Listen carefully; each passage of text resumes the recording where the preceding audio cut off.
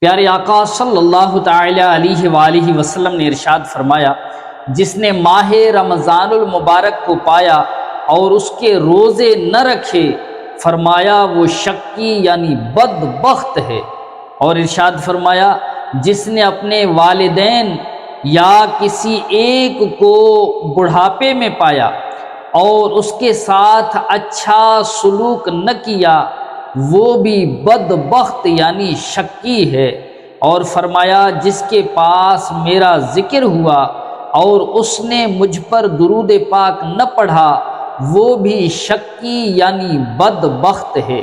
تو پیارے اور محترم اسلامی بھائیوں اور اسلامی بہنوں، رمضان المبارک کا مبارک مہینہ تشریف لائے اور بندہ اپنی بخشش نہ کروا سکے، رمضان شریف کے روزے نہ رکھ سکے، تو اس کے بارے میں آقا فرما رہے ہیں کہ وہ بڑا بدبخت ہے۔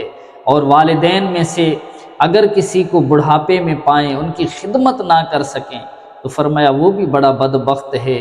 اور دوسرا ارشاد فرمایا کہ جس کے سامنے میرا ذکر ہوا اور اس نے مجھ پر درود پاک نہ پڑھا، تو فرمایا وہ بھی بڑا بدبخت ہے۔ تو کوشش کریں رمضان المبارک کے سارے روزے رکھیں اور والدین کی خوب خدمتیں کریں اور ان سے دعائیں لیں، اور پیارے آقا صلی اللہ علیہ وسلم کا نام مبارک جہاں بھی سنیں اور بیان کریں تو اس کے ساتھ درود پاک ضرور پڑھیں۔ اللہ پاک ہمیں عمل کرنے کی سعادت نصیب فرمائے۔